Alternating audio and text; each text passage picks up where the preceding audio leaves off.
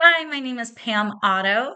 I am applying to be a part of the Premier Fellowship, and I want to give you a little bit of my story, my history. It is pretty expansive due to my husband being a part of the Army, and we have moved around a lot. To give you some history, back in 2009, I started my teaching career at Hua Kailani, which was an all girls school where we did grade group as well. We had K through two, and the first and second year it was K through two and three through four, which then grew to three, fourth, and fifth grade, where we did many hands on activities. We introduced robotics for the girls, claymation. We had them traveling out throughout the state on field trips for their learning experiences instead of just learning straight from a book. After that, my husband and I found out that we were going to be moving to West Virginia. So I wanted to get my foot in the door with Department of Education. So I did switch to the Hawaii Department of Education and I became a second grade teacher. Once we moved to West Virginia, I received a teaching job in another school, Adamston, for elementary, where I taught kindergarten. And the next year moved up with those students to first grade. So it was kind of like grade grouping. However, I got a mixture of students for the first grade year. However, I truly enjoyed that. It brought me back to that feeling of Hua Kailani when I had that family experience. Because I can tell you, public school is totally different than that private school aspect. However, after those 2 years, my husband was moved for a year to Florida, to Tallahassee, and we decided that as a new young family, because I was pregnant at the time and I had my son, that we wanted all to go together. So we moved to Tallahassee with my husband, where I also got a position at a charter school. It was Tallahassee School of Math and Science. There I was a fifth grade and sixth grade ELA and social studies teacher, where after school, we tutored students 3 days a week, and then 2 days a week it was a fun activity where I got to coach soccer, which was really great to do with an elementary aspect because you don't usually see that in schools. After Tallahassee, we moved back to West Virginia, where I moved to Barber County schools, and I was a fifth grade teacher of all the core subjects. When I moved to Barber County, I wasn't fully aware of the education experience there. Um, After going, I found out that we were actually on the lower end of the state.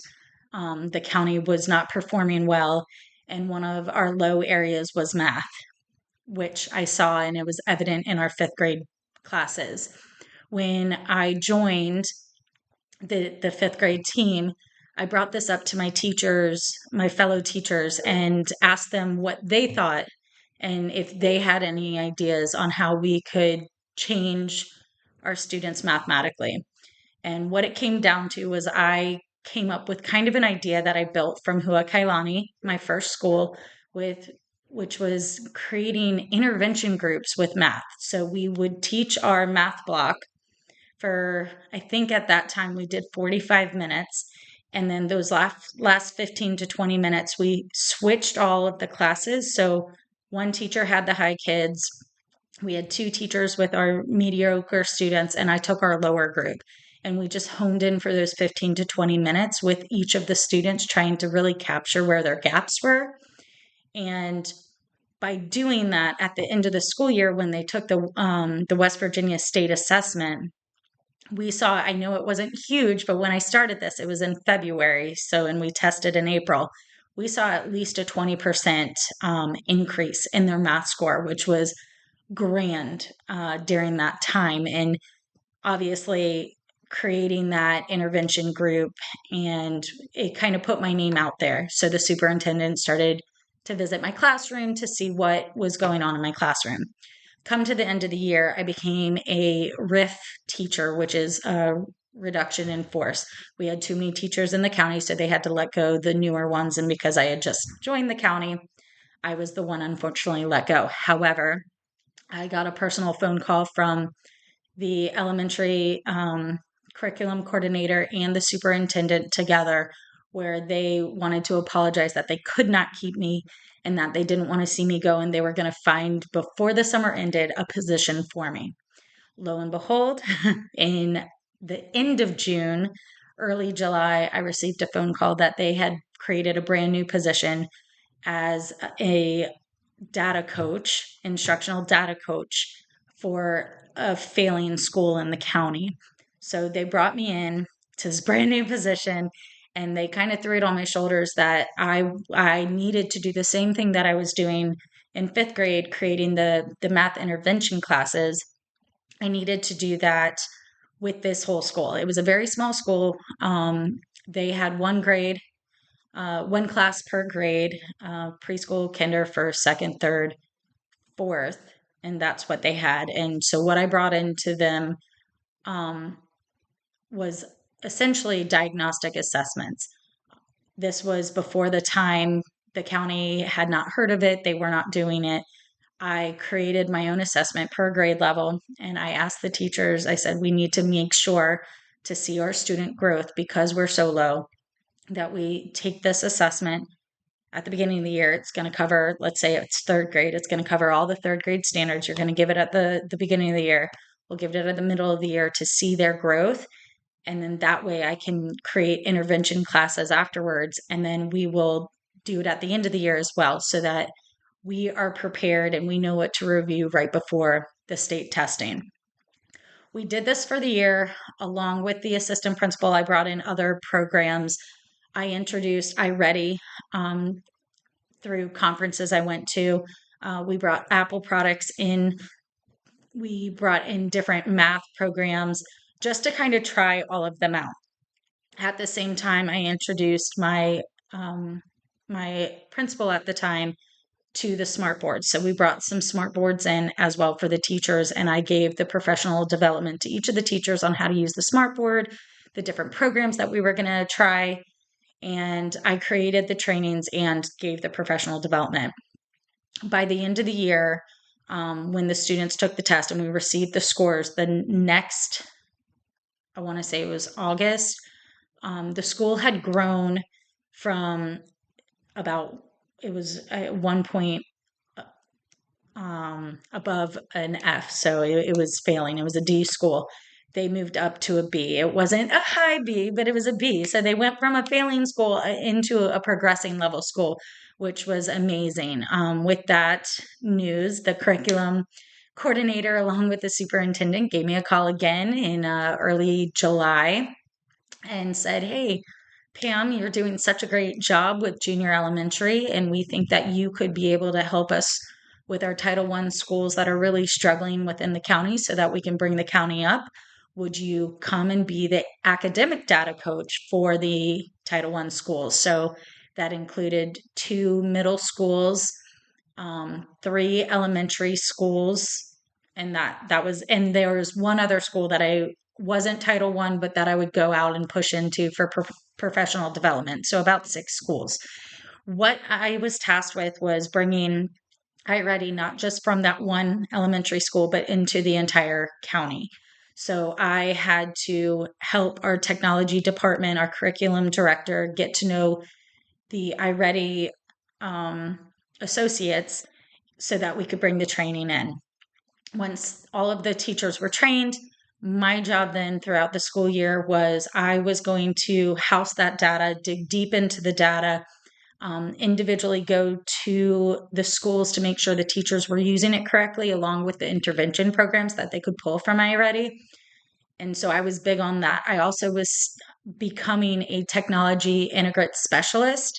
I was just a candidate at the time, but so I was also learning about other programs that I could bring into the county just to see some improvement overall. So we were looking at different writing programs, reading programs, math programs. The one that really stuck was iReady. During this time too, my office was housed in a middle school, and our principal at the time at that middle school, Philippi Metal, she asked that when I had downtime as the academic data coach, if I could also be an instructional math coach for our grade 5 through 8 teachers. So I also worked hand in hand with all of the fifth grade through eighth grade teachers, specifically at Philippi Middle, to work just on math and how that they could pull their students up and their scores up, integrating different interventions and what could help with them. So after that year, my husband was surprised because we thought we were going to spend longer time in Barber County, West Virginia, but he was surprised with another deployment that movement that ended up being a deployment, but neither here nor there, where we ended up having to move to Puerto Rico. In that case, I kind of, was nervous. However, I searched and I found a really great private school, Tassis Dorado. It's the American school in Switzerland, but hosted in Dorado, Puerto Rico. And there I was received a position as a fifth grade English reading and writing teacher, which ended up turning into me also being the third through fifth grade ELA coordinator, and where we had much success with our fifth graders and then even the third through fifth graders, which was just an amazing experience on its own. When we came back to the States, the first position that I got, it was during COVID. So we were in a transitional period because we had to move back to the States for my oldest stepdaughter. And I got a fourth grade teaching position in Alachua County, Florida. And that was just going to be a temporary position because we were unsure exactly how long we were going to be here. During that time, I found out that my family needed additional support in Alabama, where my mom has 44-acre farm in Alabama, and they needed support there and help there. So that next school year, I went to Alabama and I became a second grade teacher. And then at the end of the year, actually got hired at another school, and they were looking at bringing me into an instructional coaching position there as well. However, my husband got finalized that he was going to be stationed in Ocala, Florida, and we would be stationed here until his retirement. So we finally get to settle. So I brought my kids back with me. My husband was already here. And since I've been in Florida, I have had the experience as an intervention reading coach for a smaller school here in Ocala. It was called Anthony Elementary. During that time, we had a teacher who resigned. And so I was the reading intervention teacher along with a fifth grade math and science teacher, which I actually kind of enjoyed because it got me back into the classroom to see what the county expected and so that I could learn the ways of the county. At that end of the year, we had moved, and so the drive was about 45 minutes, and I had small children, and I really wanted them to go to school in an area that they could meet people around them. And, I love having my kids with me. So I changed my school to Sunrise Elementary, where I still am. And I was a fifth grade math teacher last year with the intention that they were going to always move me into the instructional coaching position. So currently, this year, I am the third through fifth grade instructional coach at Sunrise Elementary, where we are attempting to make changes and do amazing, great things. And that is kind of my story from the beginning to now.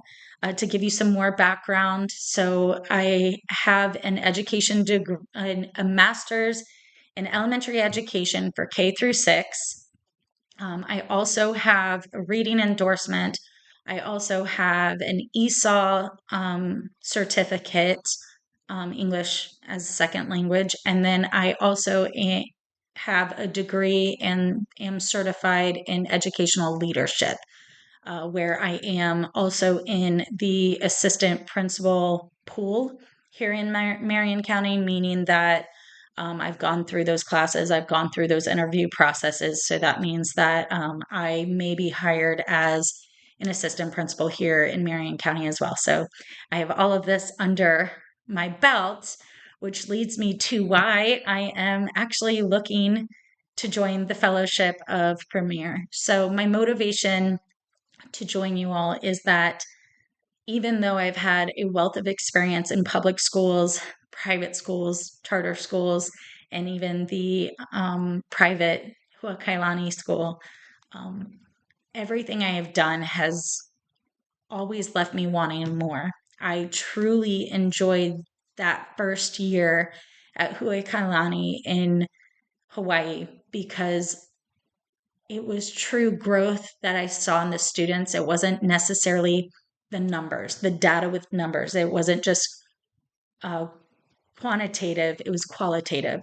What they actually learned and they could do outside of the classroom meant so much more to me. And it's something that I've been trying to go back to, seeing the growth, seeing students learn through not just a book and a lecture, but by doing and creating and using their hands and exploring the world. That's a different experience and that leads to something better. Sadly, I feel like public school is really getting away from that. I mean, we used to teach equally, math, science, social studies, reading, writing, everything was equal growing up. And it has really dwindled down to math and ELA. And that's it. And we are losing out on science. We are losing out on social studies.